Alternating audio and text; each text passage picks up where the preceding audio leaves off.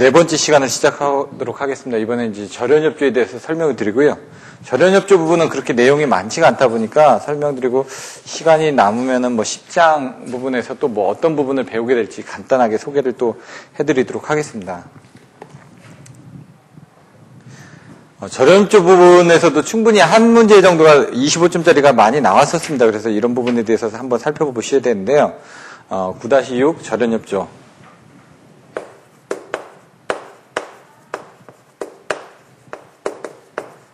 여기 보시면 절연의 합리화라는 부분이 나와 있습니다. 절연협조가 뭐고 절연 합리화한다라는 개념이 어떤 건지에 대해서 여러분들이 아셔야 되는데 절연협조에 대한 내용이 조금 내용상으로는 어려운데 그걸 이제 표현하기 위해서 여기 나와 있는 것처럼 정확하게 내용을 써주셔야 됩니다.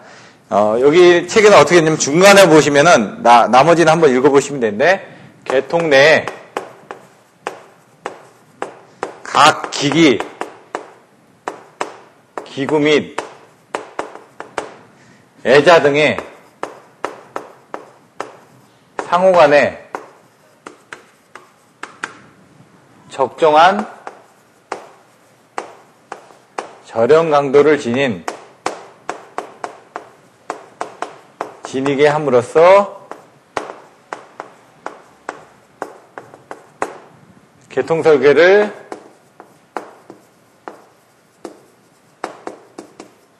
합리적, 경제적으로 할 수 있는 부분이다.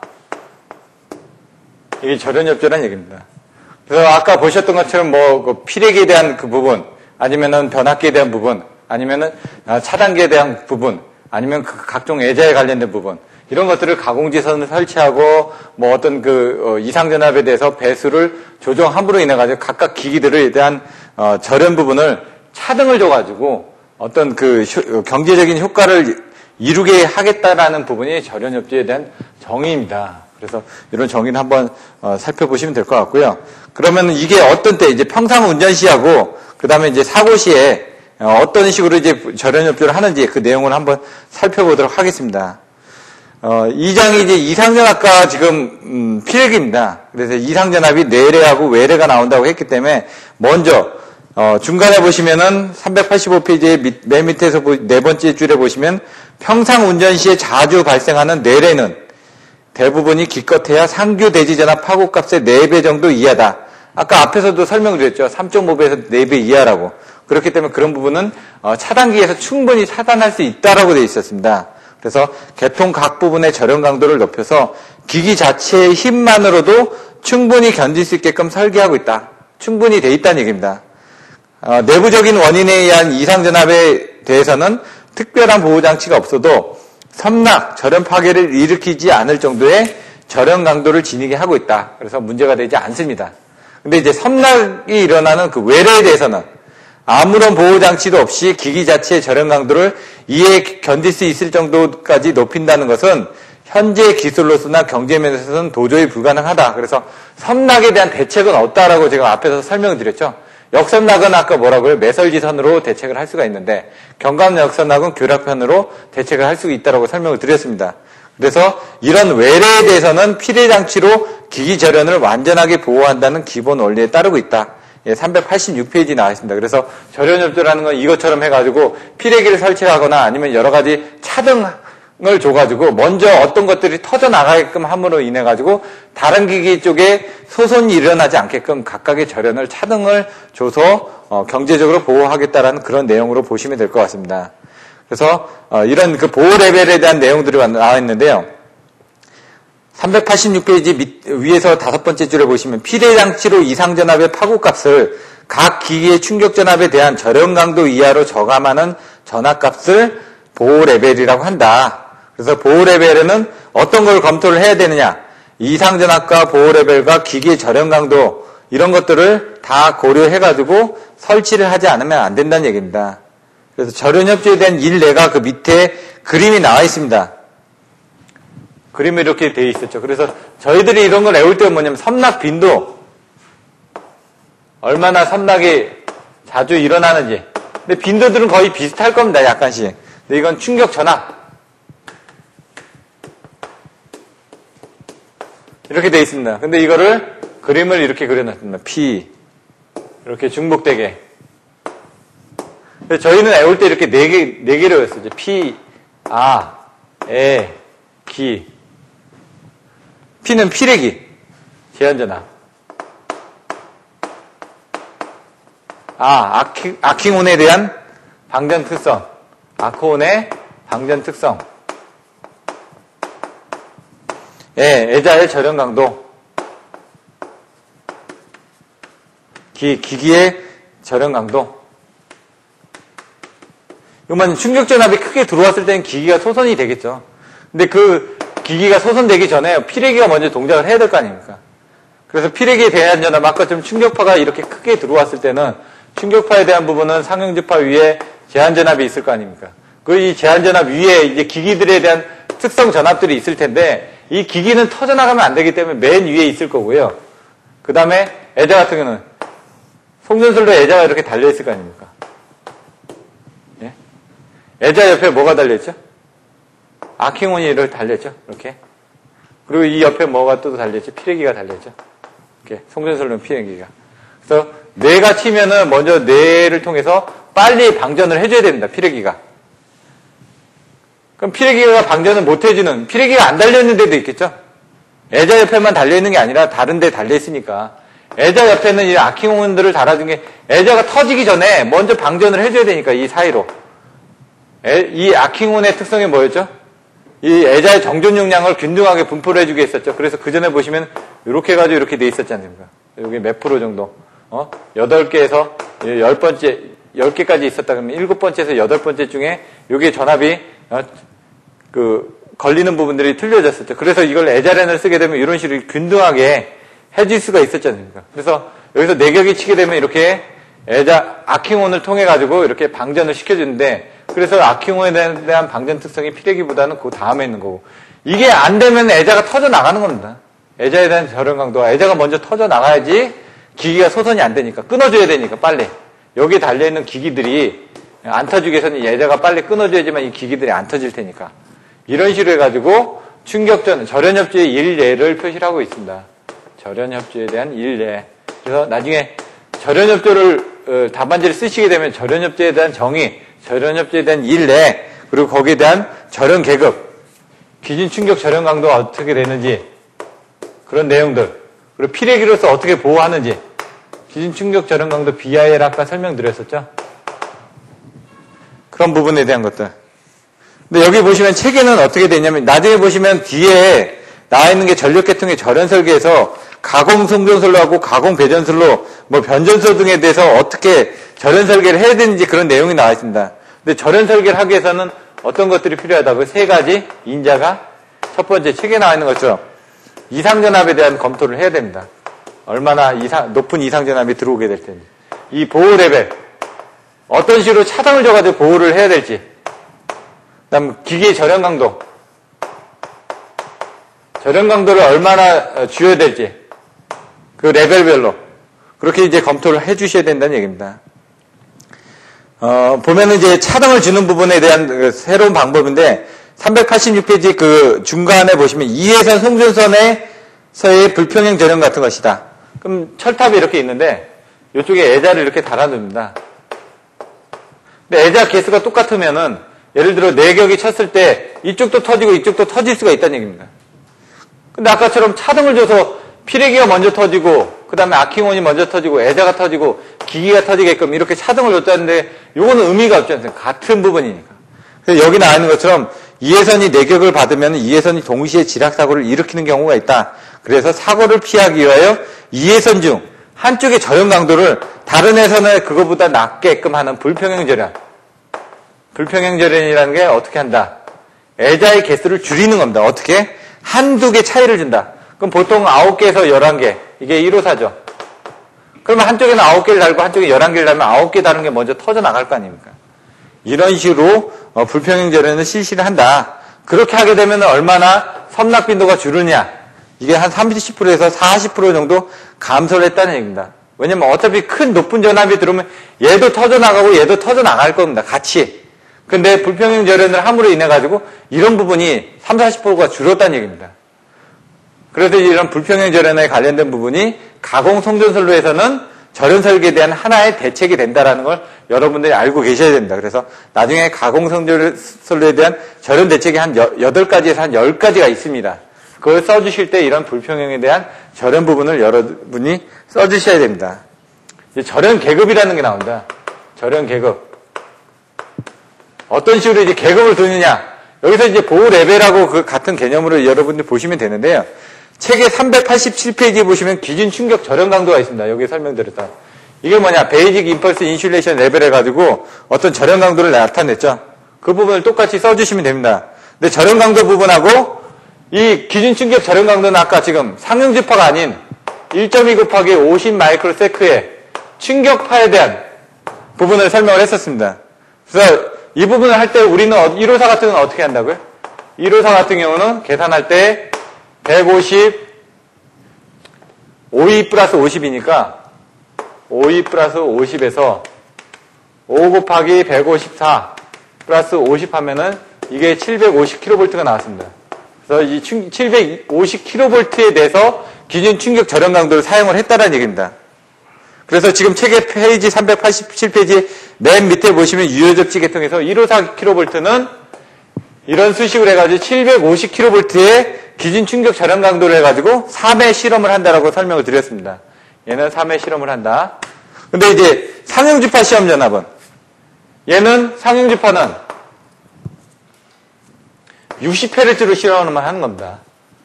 상용주파 시험 전압은 60Hz. 상용주파로. 얘는 1.2 곱하기 50 마이크로세컨드의 충격 파형으로 시험을 하는 거고요.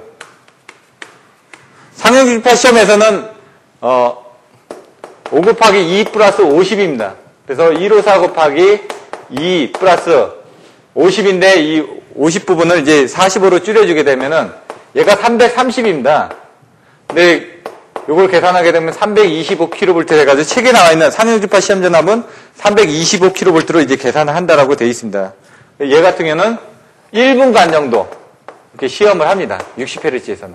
얘는 3회만 인가하고요. 왜냐면 충격파이기 때문에 센 전압이기 때문에 여러 번 인가를 할 수가 없기 때문에 3회 정도만 인가를 하고요. 얘는 상용주파이기 때문에 충분히 견딜 수 있어야 되기 때문에 1분간 시험을 합니다.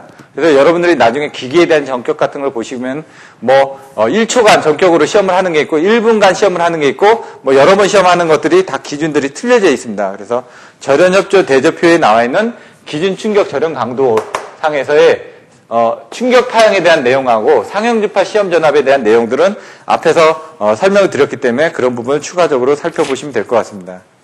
이제 절연 계급 부분에 대해서 설명을 드릴 텐데요.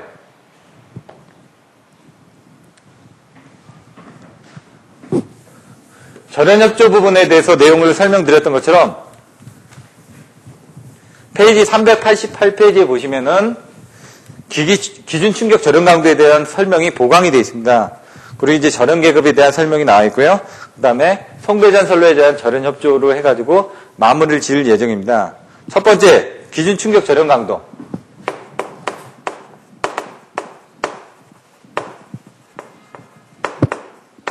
아까 얘기한 것처럼 BIL이라고 되어 있습니다. BIL. B는 베이직, 임펄스, 인슐레이션, 레벨. 베이직이 기준이고, 임펄스가 충격이고, 인슐레이션이 절연이고, 레벨이 강도니까 여러분들이 나중에 보시면 이런 식으로 외우셔도 됩니다. 근데 원어를 정확하게 알고 계셔야 된다는 얘기죠. 그래서 여기 나와 있는 건 BIL 해가지고 베이직 인슐레이션 레벨이라고 되어 있는데 사실 요 임펄스 부분이 여기서는 빠져 있습니다. 그래서 여러분들이 그런 내용을 알고 계셔야 되고요. 여기서 이제 절연 계급이라는 내용이 나와 있습니다. 계급한다라고 되어 있는데 그 계급들이 뭐냐? 1호사 같은 경우는 1.1로 나누면 이제 어떻게 되면 140이 나온다. 그래서 절연 계급을 140호라고 얘기를 합니다. 그럼 140호짜리를 썼을 때는 어떻게 견디는지. 아까 보시면 2에 플러스 50에서 이 부분을 140을 집어넣은 것 뿐입니다, 지금. 그래서 지금 충격 전압을 계산하시면 조금 전에 제가 좀 설명을 잘못 드렸었는데 충격 전압을 계산하실 때 이 부분을 1호사가 아니라 아까 145를 넣었어야 되는데 이 부분을 넣게 되면은 지금 140 곱하기 5니까 얘가 5 1은 5, 4, 20이니까 700이 되겠죠. 거기다 50을 더하니까 그래서 750kV가 되는 겁니다.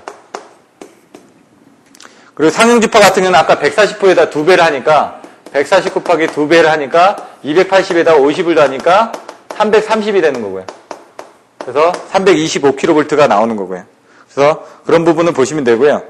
그 3, 4, 5kV의 절연협조에 예에서 보시면은 절연협조를 할 때 지금 3, 4, 5kV, 154kV 해가지고 절연협조를 할 때 이제 네 가지를 이제 그림을 그렸습니다. 이렇게. 여기도 네 가지로 그림을 그렸었는데 애우는 방법에 대해서는 그때 이제 선비 TL로 지금 제가 애우라고 말씀을 드렸습니다. 여기도 선비 TL로. 그러면 얘는 선로, 기계자, 여기 CB, 이거 TR, LA, 선로, CB, TR, LA 해가지고 얘 부분은 860, 얘는 750. 이 750이 여기서 나왔던 154 부분이 되겠죠. CB에 대한. 그래서 1단 저감을 해가지고 650을 해가지고 100kV를 한 단 저감했다 해서 650kV가 되는 거고요. 피레기는 460kV가 되는 거고요. 그 다음에 얘는 1367, 1175, 1050, 725 이렇게 해서 이런 부분들을 여러분들이 그냥 외우셔야 됩니다. 근데 여기서 이제 저감을 할 때 저번에 말씀드렸던 것처럼 1000kV를 기준으로 해가지고 1000kV 이상에서 이 밑으로 저감을 할 때는 1단 저감 시에는 250kV씩 저감을 한다. 1000kV 미만에 대해서는 1단 저감 시에는 100kV씩 저감을 한다. 이런 내용들만 알고 계시면 됩니다. 그래서 여기서는 750에서 1단 저감을 했기 때문에 100을 빼서 650이 나왔던 거고 나중에 여기 보시면 이제 1550짜리 이런 부분이 나옵니다. 그럼 2단 저감을 해가지고 쓰게 되는데 2단 저감을 하면 250 곱하기 2를 하니까 500을 빼줘야 되겠죠? 그럼 1550에서 500을 빼주면 이제 1050kV가 그래서 이렇게 변압기 같은 경우는 이렇게 1050kV가 2단 저감을 해서 이게 나온 거고요. 얘는 1단 저감만 했기 때문에 750에서 100을 빼서 650이 된 겁니다. 그래서 이런 내용을 또 보시면 되고요. 그런 내용들이 나와 있고요. 아까 피레기 전격에 대해서도 설명을 드렸습니다. 피레기 전격 전압에 대해서 아까 보시면은 80% 피레기, 85% 피레기, 115% 피레기가 나왔다고 되어 있는데 여기서 지금 288이 kV가 362kV에 대해서는 0.8에 대한 배수를 가지고 있기 때문에 80% 피레기란 얘기고요. 그래서 보시면 책의 표 388페이지 표 9-5의 맨 밑에 288kV짜리 80% 피레기를 많이 사용을 하고 있기 때문에 거기에 대한 내용이 나와 있고요. 다른 75%나 80%, 85%, 90%에 대한 피레기들에 대한 전격 전압은 어떻게 된다라는 게 나와 있습니다. 그 전격 전압은 꼭 거꾸로 나눠 주시면 됩니다. 예를 90% 같은 경우는 324 나누기 361을 하게 되면은 얘가 90%가 됩니다. 그런 식으로 나와 있기 때문에 그런 내용들을 살펴보시면 됩니다. 마지막으로 이제 송배전선로의 절연 협조입니다. 송배전선로의 절연 협조. 절연 협조에 대한 정의 부분은 이제 그 메일로 보내드리는 자료를 찾아보시면 될 것 같은데요. 여기서 보시면은 크게 두 가지로 나눠져 있습니다. 여기서는 책에서는. 근데 예제 9-8에 가서 보시면 또 세 가지로 나눠져 있습니다. 그래서 여러분들 보셔야 될 게 나중에 답안지를 쓰시다 보면 송배전선로의 절연 협조를 할 때는 송전선에 대한 절연 협조, 변전선에 대한 절연 협조, 그 다음에 배전선에 대한 절연 협조 이런 식으로 해가지고 세 가지로 나눠서 쓰게 되어 있습니다. 근데 여기서 이제 가장 많이 쓰는 부분이 이제 송전선에 대한 절연 협조 부분은 한 8가지에서 10가지 정도를 써주셔야 되고요. 변전선이나 배전선에 대한 절연 협조들은 2가지 나야지 3가지를 써주게 됩니다. 근데 이번 장에 이제 이상전압에 관련된 부분이기 때문에 여러분들 이상전압 했을 때 키워드가 뭐라고 그랬죠? 이상전압, 가공지선, 피레기, 절연협조 이런 부분들을 키워드라고 얘기를 했습니다. 그래서 이런 부분이 가장 많이 나오는 내용들이기 때문에 이런 부분을 가지고 여러분들이 접근을 하시면 됩니다. 그래서 변전선이나 배전선 같은 건 나중에 보시면 절연협조에서 가공지선에 대한 차폐로서 절연협조를 할 수가 있고 그 다음에 피레기에 대한 설치로 인해 가지고 절연협조를 할 수가 있고 그 다음 철탑에 대한 접지정 저감으로 또 그 절연협조를 하거나 이상전압을 억제할 수 있다고 그 설명을 드렸습니다. 그래서 그런 내용들이 여기 또 나오게 됩니다. 그래서 그런 내용들을 살펴보시면 될 것 같고요. 책의 내용을 보시면은 절연협조의 출발점은 선로의 절연 강도의 결정에 있다. 그래서 나와 있는 가공송전선로에 대해서 나왔습니다. 가공 송전선로는 애자로 절연되지만 절연 강도는 내부 이상전압 및 고장 시의 과전압에 의한 섬락을 일으키지 않는 것을 목표로 해서 설계를 한다. 내 이상전압에 대해서는 가공지선으로부터 전선의 뇌직격을 방지한다. 뇌직격 방지. 이런 내용들이 나와 있습니다. 그리고 두 번째, 상기의 설계에 의한 내자가 역섬락을 일으키지 않도록 역섬락 내용도 나와 있고요. 역섬락을 일으키지 않도록 어떻게 해야 된다고 그랬죠? 철탑각에 접지장을 저감을 한다. 접지장을 저감하기 위해서 뭐 어떻게 한다? 매설지선을 설치한다. 매설지선으로도 안 되면 접지장 저감제를 설치를 한다. 거기서도 안 되면은 또 뭘 한다? 침상 접지봉을 설치를 한다. 이런 식으로 여러분들이 아까 설명드렸습니다. 그래서 이런 내용들을 살펴보시면 되고요. 그 밑에 가공지선과 전선 간의 사이에도 충분한 거리를 유지를 한다. 왜? 경관 역섬락을 방지하기 위해서. 경관 역섬락을 방지하기 위해서 어떤 부분들을 또 쓴다고 그랬죠? 교략편을 설치를 한다. 섬락에 대해서는 방지를 할 수가 없다고 그랬습니다. 섬락은 어쩔 수 없이 되는데 그거를 이제 줄여주기 위해서 뇌 직격을 방지하기 위해서 피레기를 달아준다든가 이상전압을 절여줄 수 있게끔 가공송전선로에 뇌직격 방지를 하기 위해서 가공지선을 설치를 해서 분류를 한다고 그랬죠. 그런 내용들이 나와 있고요. 역섬락이나 경관 역섬락을 방지하기 위해서는 이와 같은 내용들을 설명을 드렸습니다. 그리고 책에 보시면 속류를 신속히 차단하고 아크가 소멸하면 다시 통전할 수 있도록 하는 재투입 방식을 사용한다. 이거는 이제 발성배전 쪽에서는 하이스피드 그라운드 스위치 해가지고 제표로 방식들 투입하는데 어떡하냐? 765 같은 경우는 이렇게 돼 있습니다. 이렇게 ES가 달려있고 뭐 차단기가 달려있고 그다음에 뭐 ES가 달려있다.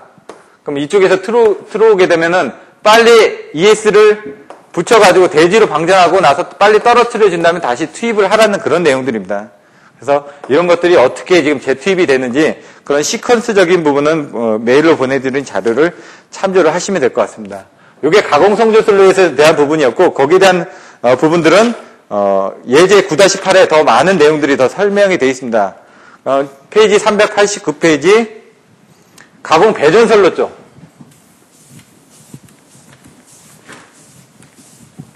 가정 배전선로 쪽에 대해서 설명드리고 나중에 절연 설계에서 다시 한번 이런 내용들을 요약해서 설명드리고 이번 시간은 마치도록 할 예정입니다.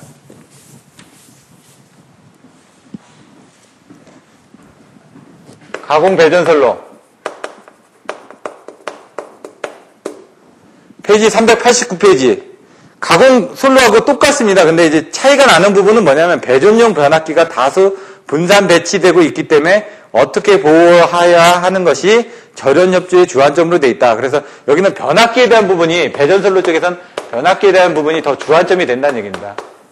송전선로에서는 선로밖에 없기 때문에 철탑에 대한 것들이 주안점이 되지만 배전선로 쪽에서는 변압기가 많이 달려있기 때문에 변압기가 주안이 되겠다는 얘기입니다. 그래서 앞에서 이상전압에서 설명드렸던 것처럼 변압기가 이렇게 달려있으면은 피레기를 달아가지고 외부에 이상전압이 들어왔을 때 이 변압기를 보호하기 위해 피레기를 달기 때문에 뭐 왕복진동을 일어나는 이런 이상전압의 입사파, 투가파, 반사파에 관련된 내용들은 앞에서 설명드렸고 이 변압기를 보호하기 위해서 이 피레기를 달기 때문에 여기서는 피레기에 대한 내용을 주로 설명을 하겠다는 얘기입니다. 그래서 앞에서 이제 이상전압에 대한 부분에서 피레기가 가장 큰 이슈가 될 수 있다라고 제가 말씀드렸고요.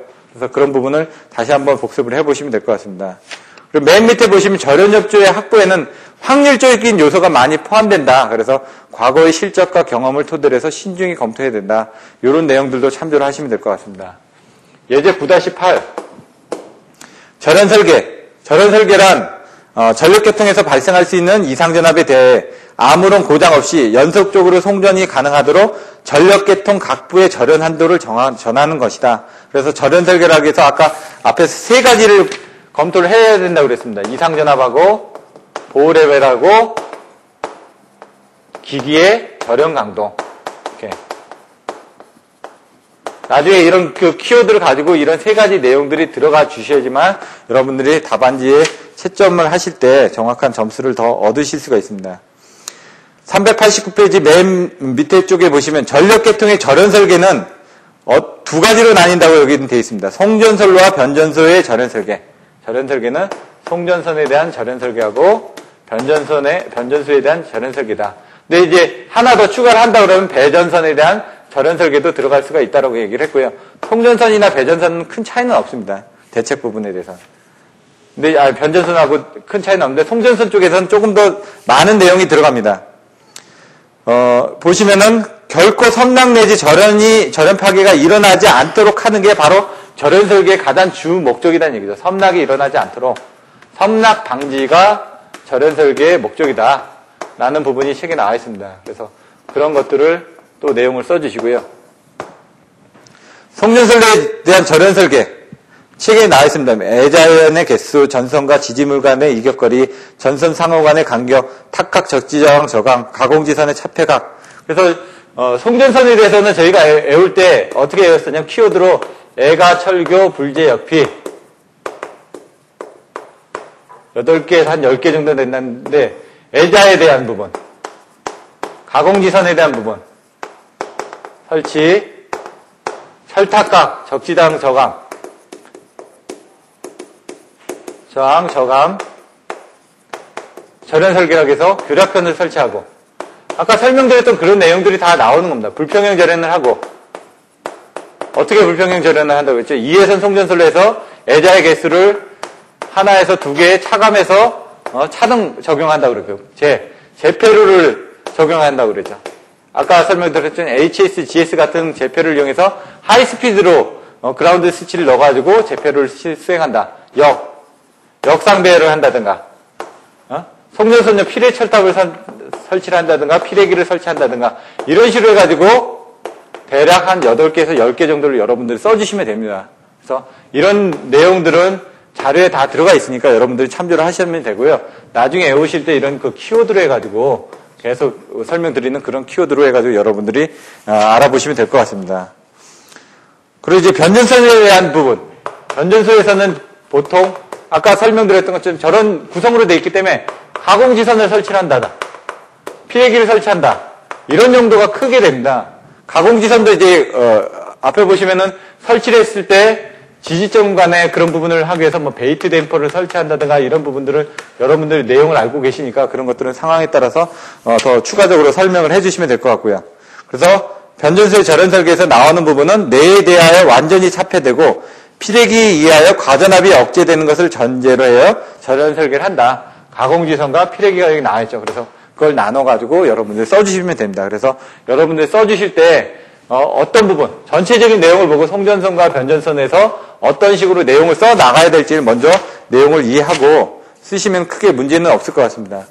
2장에서는 이제 이상전압으로 설명드렸습니다. 이상전압은 내부 이상전압, 그리고 외부 이상전압. 내부 이상전압에는 개폐서지 등이 있고, 개폐서지는 어떤 때 동작한다?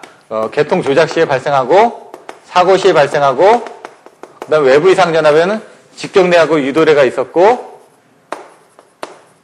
그 다음에 내부 이상전압의 종류하고 외부 이상전압의 종류에 대해서 표로 했던 부분을 여러분들한테 설명을 드렸습니다. 이렇게 그 부분을 기억하시면 되고, 이런 것들을 통해서 맨 마지막에 페이지 390페이지에 보시면 이런 그 내부 이상전압에 대해서는 문제가 되지 않기 때문에 외부 이상전압에 대해서 보는데 그 중에서도 유도례는 크게 문제가 되지 않기 때문에 이 직경례 부분에 대해서 많이 검사를 한다고 그랬습니다. 근데 이제 이런 부분에 대해서 추가적으로 얘기하는 게 뇌에 대한 이 외부 이상전압보다 개폐서지 등에 대해서 발생할 수 있는 요인이 절연설계의 목적이 된다는 얘기입니다. 그래서 개폐서지에 대해서 6가지 제가 설명드렸던 거는 폐부자 012로 설명을 드렸죠. 폐부자 012 해가지고 폐가 뭐였죠? 페란트 현상. 근데 어떤 때 페란트 현상이 일어난다? 송전선 무부하. 예? 이거는 뭐죠? 수차 발전기. 부하 차단 시. 어떻게 된다? 1.2배, 1.3배, 1.79배까지의 어떤 이상전압이 일어날 수 있다라고 설명드렸고요. 요거는 뭐다? 자기여자 현상. 요는 발전기에 대한 자기여자 현상이었다. 이렇게 설명을 드렸고요. 여기 부분은 이제 개통 조작 시. 여기는 사고 시. 사고 시니까 공으로 시작하는 거 공진이라고 설명드렸죠. 공은 뭐 기본파에 대한 공진, 그 다음에 고조파에 대한 공진, 이렇게 두 개가 있다고 설명드릴 거예요. 얘는 소리액터로 여러분들 외우시면 된다고 그랬습니다. 소리액터, 일선, 단선식, 이건 소리액터 2계통, 병가시, 이런 식으로 키워드를 가지고 여러분들이 내용들을 외우시면 됩니다. 그래서 이렇게 해가지고 전체적인 내용을 설명드렸고요. 나머지 연습 문제에 대한 것들은 이상전압의 정한 종류 이렇게 나와 있고요. 갭패서지의 발생 원인 이렇게 나와 있는 부분을 정확하게 써주시면 되는 거고요. 피레기 정격전압이나 제한전압 같은 경우는 아까 설명드렸던 부분을 보시면 되고요. 피레기 종류 같은 경우는 갭 타입, 갭리스 타입 설명드렸고 절연협조에 대한 부분은 마지막에 대한 그런 부분들을 설명드렸던 것들을 참조를 하시면 됩니다. 그리고 절연협조와 기기의 절연 설계 부분에 대한 것들은 자료를 보내드리는 걸 참조를 하시면 될 것 같고요. 나머지 계산 문제 같은 경우는